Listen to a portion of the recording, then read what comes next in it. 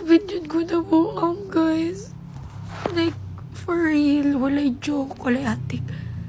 Nag-upload ko og video here sa TikTok. Kaya nag-edit lagi ko. And then, suddenly, ang ako ang drafts kaya nawa, like, all of it, like, tanan, nawagtang sila. So, I'm thinking, basi automatically clear kasi ni TikTok ang ako ang drafts kay lagi, shit. For storage lang ako ang sad sa drafts. I'm accumulating a lot of drafts na daw, so I need to delete a video na. So, ang ako ang gibuhat, akong gi-restart ako ang phone, praying, hoping, mabalik siya eh. Ibalik siya, guys. Kapag mo nagbuhat ko og 20 videos, just bago na ko na human.